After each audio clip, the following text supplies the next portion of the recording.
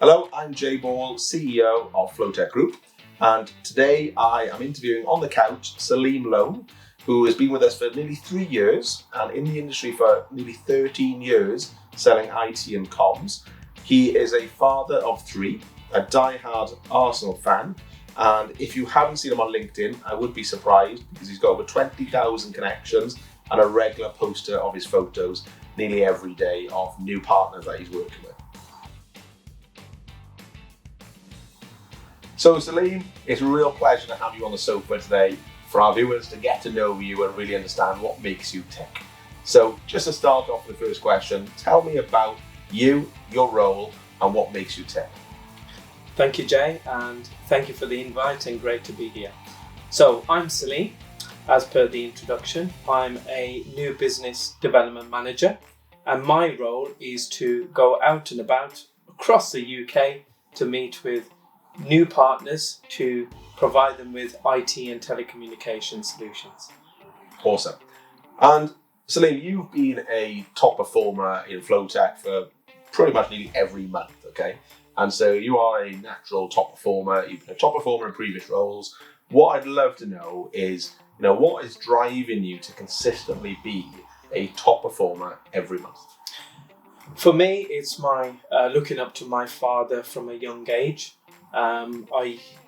Up until this day, he has had his own business, a flooring company, and I remember as a school kid, he used to wake up in the morning and go out to work and then come back late at night, and that's heavy lifting, literally, because you're talking heavy carpets, etc. And to this day, if he wanted to, he could be retired. It doesn't really have to work, but I think that's where my work ethic naturally came from, and it's my father really who's been my inspiration over the years. So Saleem, you're really well known on LinkedIn. I think anybody who's opened LinkedIn has probably seen a photo of you shaking a new partner's hand.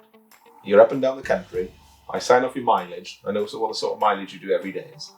So what I'd love to know is, what is driving that LinkedIn presence? Why is this so important to you? And what benefit do you get out of it along with Flowtech? So for me, when I'm with new potential partners and I have the conversation with them around social media and what work they do on social media, when it comes to the end of the conversation and I've secured the client, it becomes far easier for me to ask for the photograph, because they at that point are also bought in to me putting the post on, and it's not only publicising ourselves as Flowtech, but it's also putting their business and their organisation in the spotlight also. So that's one thing.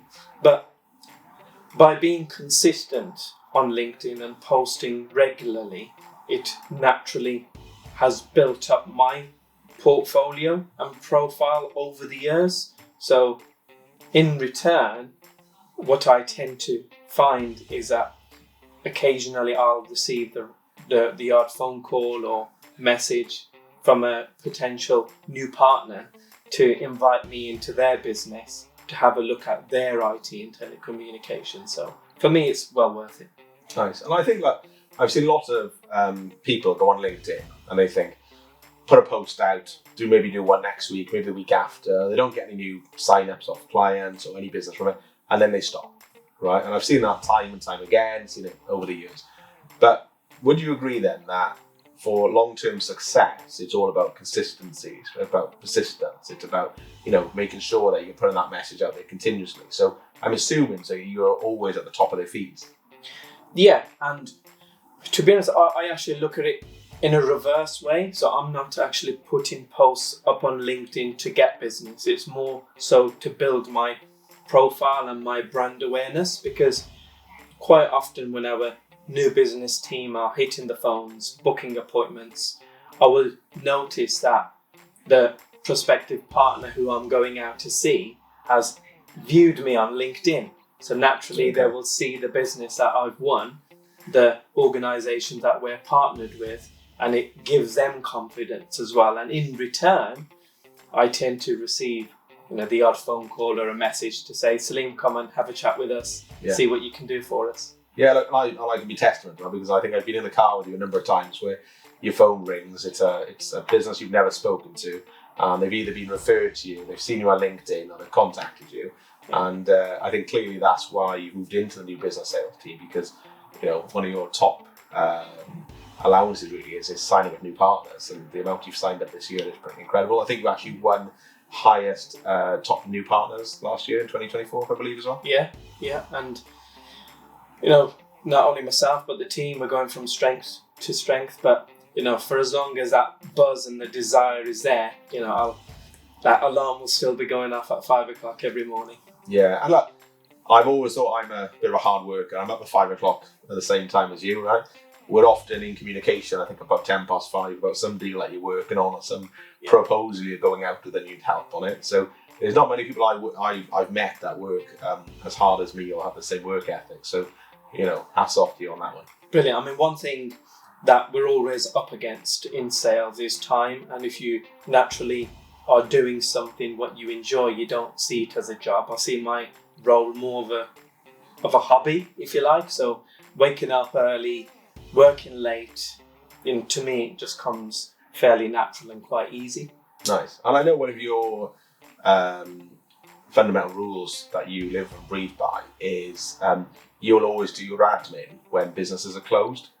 And I find that fascinating, because I think that's clearly another reason for your success, is that you will always use 9 to 5 to be out there talking to partners, and you'll be using the close time to do your admin and your catch up. And so, what drives that? To me, it's all about maximizing time. I mean, during the day, the hours in which people are working, that's the time I like to be proactive and do my proactive work. Whether it's hitting the phones, whether it's driving new business, going out and seeing partners. And my emails and my proposals I like to do outside of working hours, because then it shows that I'm maximizing my time, and I find that I tend to achieve better results working that way. So again, for me, that just works really well. And look, you've always been a top performer in Flowtech, so a bit of a difficult question to ask, actually, right? But you must have had this in previous roles that you've done. But how do you handle setbacks or tough months where you're not performing, you're not delivering the numbers, right? Which every salesperson who's been out there, done it, tried it, has always had a bad month or a bad patch, right? Have you ever had a bad patch? And if you have, how did you get over that? So for me, and I've seen it over and over again, what you tend to find is people that are having a good month, they tend to take their foot off the gas a little bit.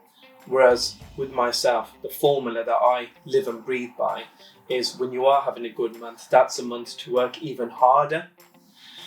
Because then what you're doing is you're building your pipeline for future months to come.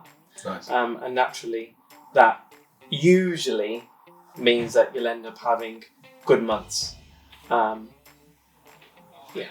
Good. And I know at the moment you, year to date, 2025, you are second to Harry at the moment in the sales leaderboard on it. Yeah. Is it going to finish like that? I think I'm second in GP, but I might be first in new partners one. Nice. I think. But yeah, I mean, me working with Harry, it's been phenomenal.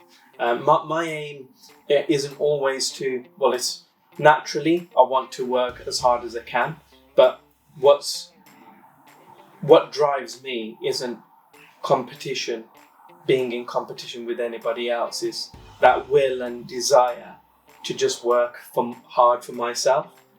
And this is a reason why even once I've hit target, I'm just constantly pushing further and further and further to bring in new business, even if I'm having a very good month. Nice. And my one of my final questions is what advice would you give to others that are in sales roles in Flowtech or in other companies? What advice would you give to somebody starting out to be the best in business development? I would say first and foremost to be authentic to yourself. don't try to be somebody else, because naturally we are our own people. So don't try to be somebody who you're not. So be authentic. Listen when you're with a new partner. We've got 2 ears and 1 mouth for a reason. So I believe that's the ratio in listening to talking that it should be. It also shows that you're being attentive to the partner, and it gives them confidence that you're actually not here just to win another deal, but you're actually serious about helping them and providing them with a solution that's going to take their business forward. So to recap, be authentic to yourself, listen to your partner and be attentive, and just work as hard as you can, and don't try to emulate somebody else. Love it. Look, I think it's brilliant, Saleem. Thank you very much for focusing on featuring on our sofa today. I know a lot of the people that watch our YouTube channel will just love to see us interviewing you. I think you give some really good insight. I love the authentic, I love the listening. I think those are 2 key attributes that salespeople sometimes just don't have. And I think it's been really meaningful. So I just want to say thank you very much, and keep up with what you're doing. Thank you. It's been a pleasure to be here. Thank you. Thank you.